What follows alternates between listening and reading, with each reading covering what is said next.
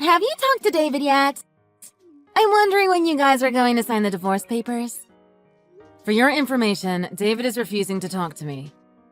He hasn't come home since he started staying over at your house. Yeah, I know. Just talk to him soon, okay?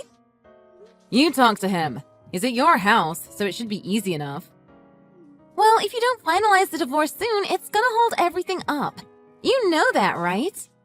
Like I said, talk to him. I really can't stand being stuck in this limbo either.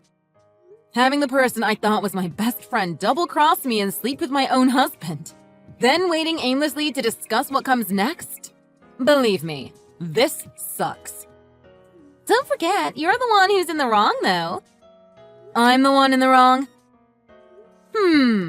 The person who was a faithfully married and supportive wife, or the person who cheated with their best friend's husband. Any way you slice it, you're in the wrong, sweetheart.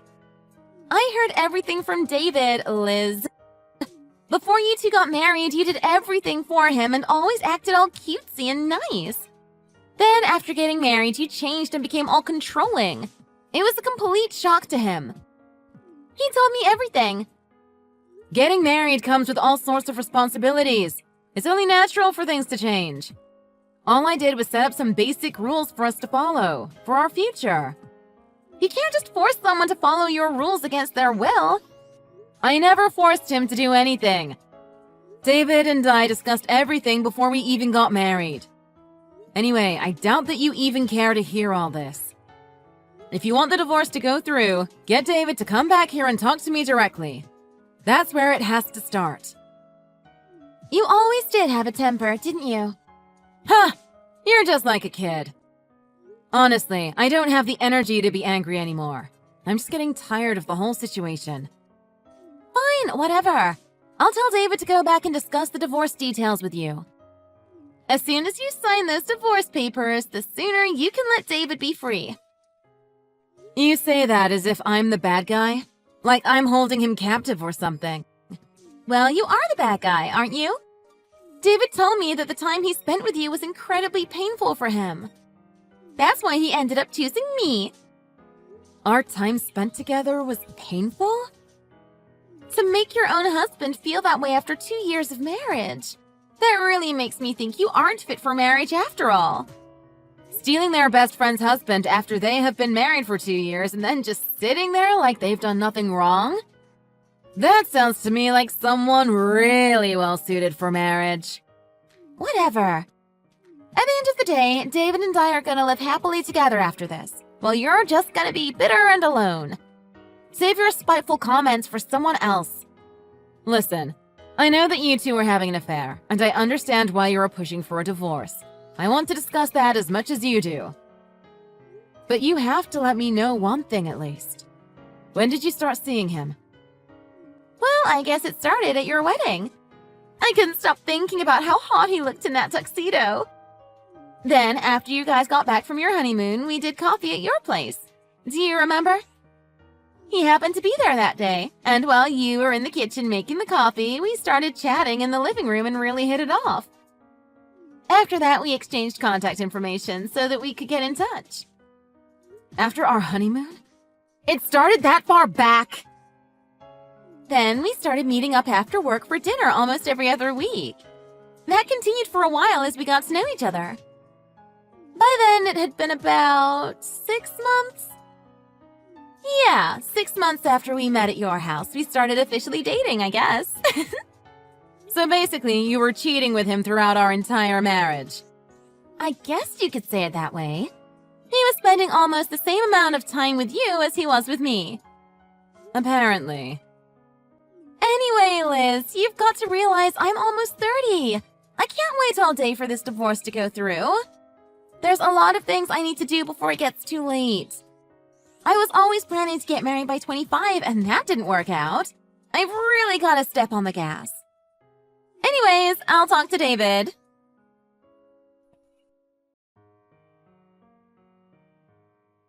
David, you need to come and talk to me. We need to resolve this divorce situation. Finally, you came around to the idea of divorce, eh? Did Shelley say something to you? Actually, I was going to talk to you to decide if divorce was the best option, but I just talked to Shelley and that convinced me. There's no other option than going through with the divorce. When you come back, we can start discussing the conditions. All right, I'll come back then. Just get the divorce papers ready, okay? I'll just have to sign them and we're done. Not so fast. We need to talk about dividing our assets, mainly the car. It's gonna take time to decide all of those things. I can't be dealing with all the trouble of dividing the assets, Liz. I don't have time for that. I'm not gonna be caught up in a complicated divorce that just drags on forever. Shelley's been waiting to get married, so we've got to get this divorce over with quickly and move on. David, I don't think you realize where you stand in this situation. There you go on one of your power trips again. Not this time, Liz. Times like this are exactly the reason why I left you for Shelley. Yeah, you're one to talk. I heard you asked for her phone number right after we got married. Right from the beginning, you already had your eyes on other women. There's nothing I could have done. She was, like, way more attractive than you. If you're a guy, it's impossible not to ask for the digits of a hot girl like that. Actually, it would be rude not to ask. What world are you living in where asking out your wife's friend is considered good manners? Never mind. All I'm focused on now is marrying Shelley and starting an actually happy marriage with her. So our marriage was that unhappy for you, was it? You couldn't stand me calling you out for not following the rules that we decided? As a wife, you have to follow basic rules too. You need to follow your husband and always be ready in case he needs anything. Are you kidding me? Don't you know that getting married is a partnership? Both people are supposed to be on equal footing and respect each other. That's why I wanted to hash it out with you like two married adults before we went through with this divorce. Oh, and why don't we also talk about what we are going to do with the car while we're at it? I already told you, you're not going to force me to discuss that. I'm not forcing you to decide anything, but we need to at least discuss it. These are important decisions, David. And let me just remind you that you were the one who cheated and destroyed this whole marriage. What gives you the right to make these demands about how things should go? I'm not just going to give in to all your conditions that easily. Fine, just get a lawyer then. Why is the first thing women always do is go straight to a lawyer?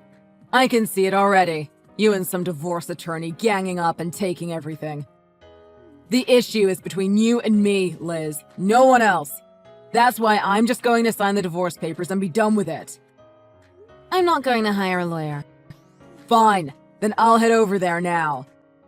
But meeting just the two of us might not be the best idea. Having a third party to oversee the discussions would make sure everything is fair. Well then, Shelley can moderate. You keep going on about cheating this, affair that. What I and Shelley have is real. It's not some overnight fling. Yeah, I'm sure it is. Honestly, I don't really care. Why don't we get one of your family members to stand in? My family? Like my mom or dad? Sure, that's fine with me. Whatever I say, my mom or dad would just take my side and agree with me. So yeah, I'd be fine with one of them as a moderator. Well, seeing as it's not possible to have them come at such short notice, why don't just the two of us meet up to sign the papers first? Yeah, whatever. We both want to get this divorce finalized, so let's finish up with the papers first. Then we can sort out everything else later. That's fine with you? God, you're persistent. I said it was okay, didn't I? All right then. I'll prepare the paperwork and have it ready for when you arrive.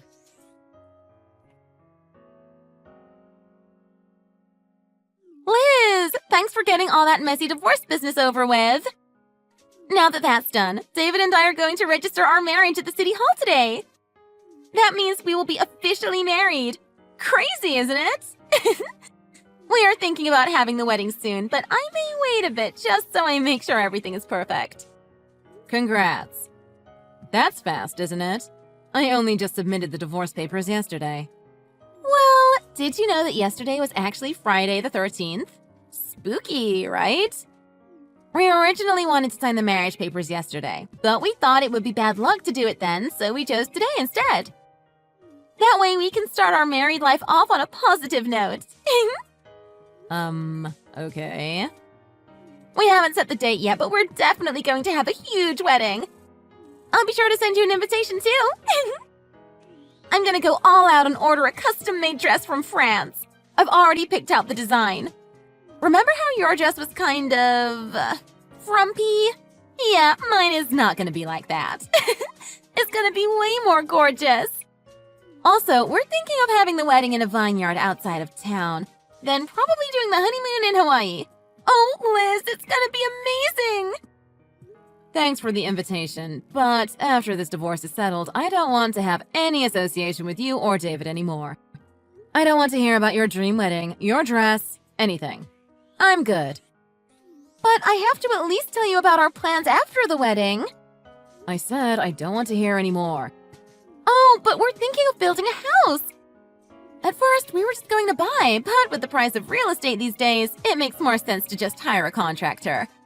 Besides, my dream home needs to be perfect, with a big yard and a back patio like I've always wanted.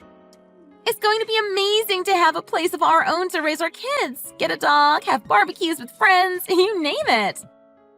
I'm thinking around 2,500 square feet most likely, with me and David's room on the top floor, then the kids' rooms and the guest room on the first floor. You are welcome to stay anytime.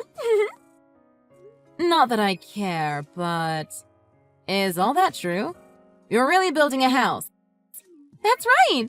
We're actually planning to start work on the house right after the wedding.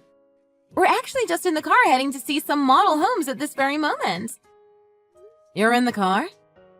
Yeah, we just had French and are heading there now. Hold on. Is that a rental car? What do you mean? It's David's car. David's car? That's my car! What is he thinking? We haven't even talked about splitting up the assets, including that car.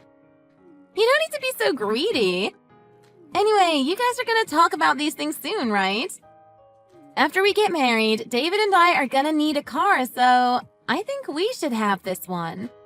Then you can take the furniture and appliances. That's fair, right? I'm not going to discuss this with you. That's for me and him to decide. You're gonna want him to pay alimony, aren't you?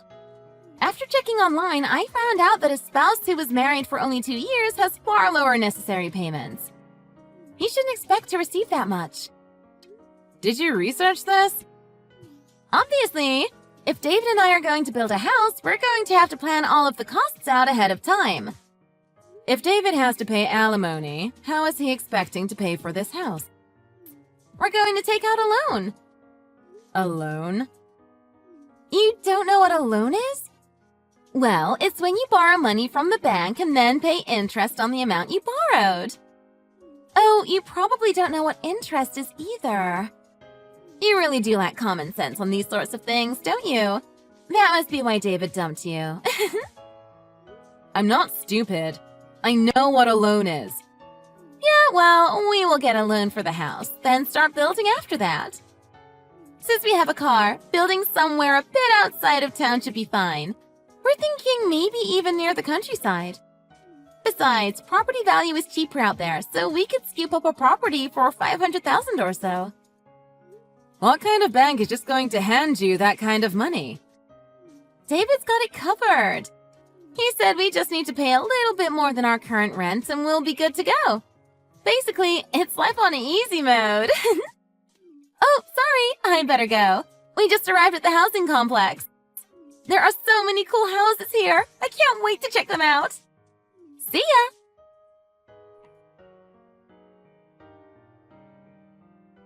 Hey, Liz. David is heading over to your place now. When you're talking to David about dividing the assets in the alimony settlement, try to be considerate, okay? Considerate?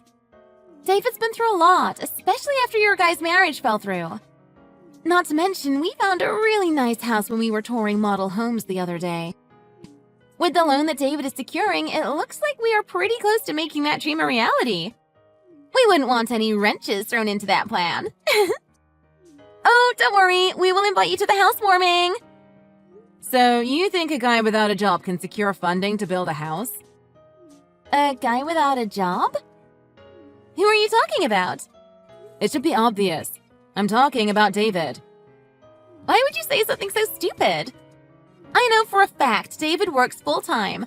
I see him heading out the door to work every morning. He's not only unemployed, but he's in some serious debt. Debt? Actually, I just found out about the debt recently myself. It turns out he was hiding it from me. The interest just kept piling up over the last couple years to such an extent that his credit score is totally in the red. In his situation, securing a loan from any reputable money lending service is basically impossible. Even still now, it seems like the interest is still adding up with each passing month. Hold on! Why haven't I heard anything about this? If you knew all this time, why didn't you say anything about it? Like I said, I just found out. He was hiding it from me as well. Wait a minute. So he got in all this debt and is now unemployed? How does that work? I better explain everything from the beginning, because I'm pretty sure David is not going to tell you. At least he didn't when he was married to me.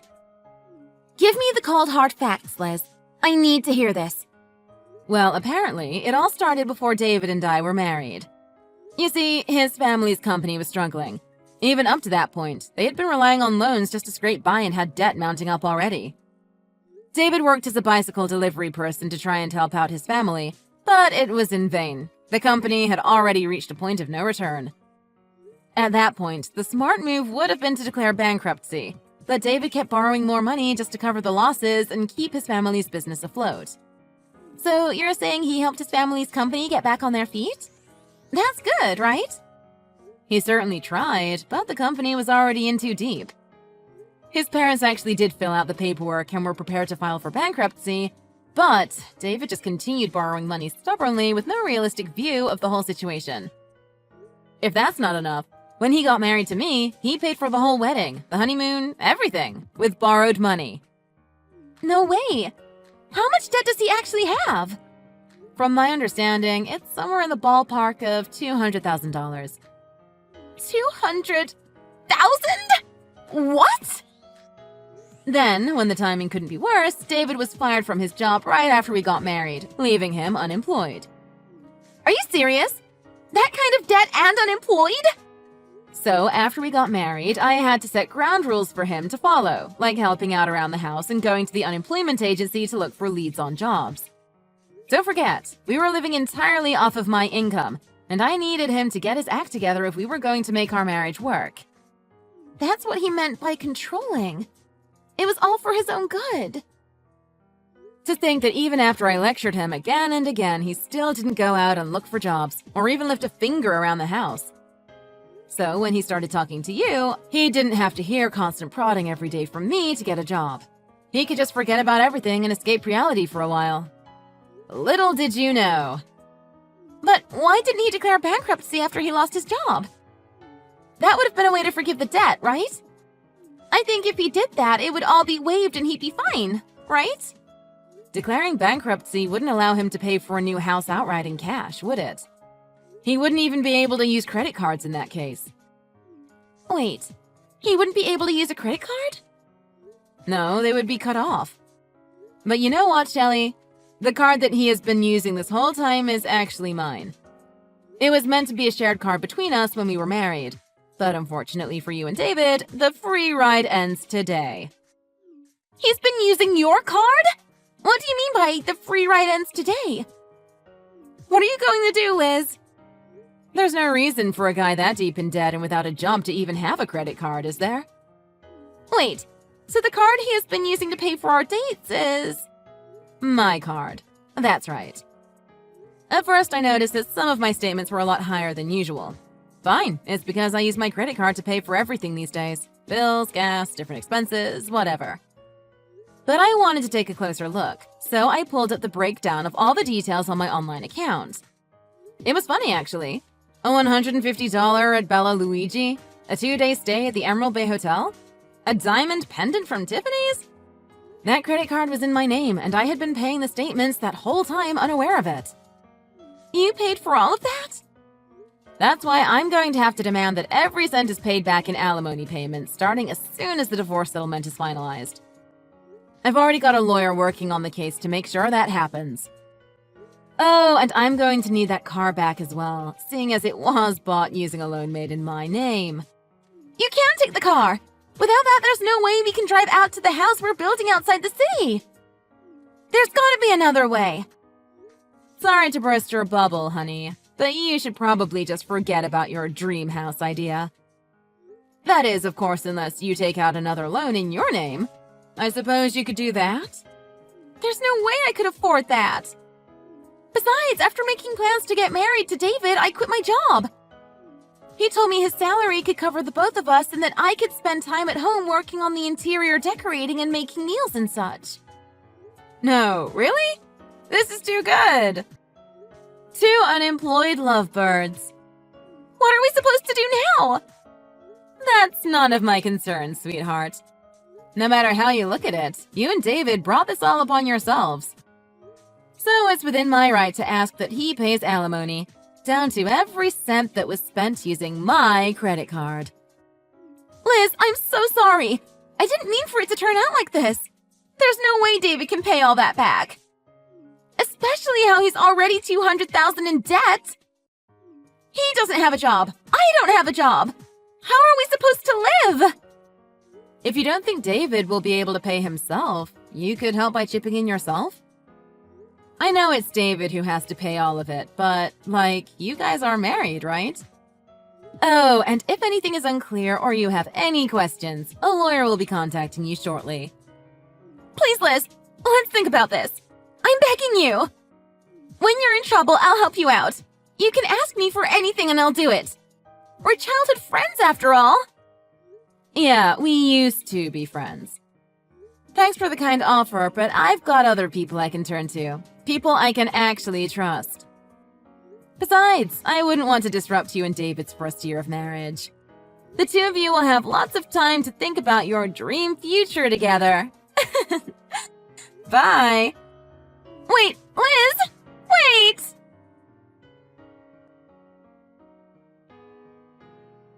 David, where are you?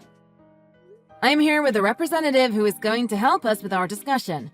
I've got the divorce papers ready too. Give me a few minutes. I just dumped at the gas station to grab a quick coffee. Oh yeah, who did you call? My mom? My dad? You didn't get Uncle Rick, did you? I am actually sitting with your older sister at this moment. My older sister? You mean Kim? Right. And as I'm sure you are probably aware, she is a lawyer.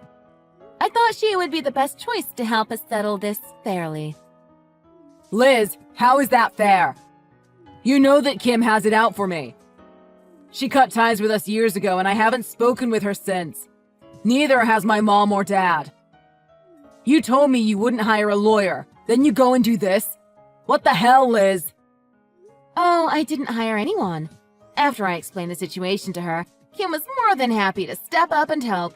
Totally pro bono. What a kind gesture, right? This is so messed up. Lawyers like your sister don't have time to waste, so hurry over here and we can start the discussion. If you don't get here soon, we will have to start the negotiations without you. It's quite impressive how much your sister knows about divorce laws. We're very lucky to have her. This is so unfair. She's totally going to take your side in this whole thing. It would appear that way, yes. You knew she hated me. That's exactly why you called her, isn't it? This is unethical. It's immoral. You're just a terrible person, Liz. Oh, so I'm the one who's the terrible person? That's rich. You're the one who didn't utter a word about a mountain of debt while it piled up. All the way to 200,000. 200! You're the one who wouldn't look for a job and lived off my income, all the while cheating with my best friend while driving all around town in the car that I paid for. Oh, and how can I forget how you wouldn't even talk about paying alimony or dividing our assets, just wanting to sign the divorce papers and run off with your new wife? You thought you could just skate through life without ever having to take responsibility or pay consequences for your actions. You're a lowlife, David. Fine, but about the car. I actually needed that to look for work. Going to interviews and that. You knew full well that I bought that car and the deed is in my name. There's no excuse. When we bought it, I told you we could have put it in my name. Anyway, what I'm going to need you to do is start paying alimony payments. I've calculated the amount needed to pay back the credit card bill, as well as some regular settlement fees, etc. Your sister will be able to explain how everything works. Oh, and I'm going to need the car back by, immediately. Does that work okay for you? Liz, please reconsider. If you do this, I'll have nothing. Nothing? You'll have your new wife and that debt of yours, won't you? You may think you've hit total rock bottom now, but you're going to be really living in hell when everything comes back to bite you. This is all because you're angry, isn't it? This is some elaborate plan to get revenge, right? No, I'm not angry at all. All I'm doing is exercising my right to a fair settlement in a calm and composed manner. Your sister and I are waiting for you, David. Oh, and make sure you drive here carefully. We wouldn't want my car to get scratched on the way over. Liz, wait. Just tell my sister to leave, okay? We don't need her there. This is between us, right? Liz, are you there? Kim's always had it out for me, from the beginning! Thanks to the services of David's sister, I was able to negotiate an alimony settlement that would cover all of the losses over the last year, including the thousands of dollars that David had spent using my credit card. Thankfully, the car was also returned scratch-free, and is sitting in my garage at this very moment. Unfortunately for David and Shelley, their dream future wilted and they split up after only a month together. Shelley actually returned to the job she had quit just a couple months earlier, which must have been a very awkward meeting with her boss. But luckily for her, they took her back in. After the settlement, I lost contact with David's sister Kim, but I'll always be thankful to her for her help. As for my ex-husband, David, I haven't the faintest idea of what happened with him. However, as long as the alimony payments keep coming in, I'm not too troubled about it.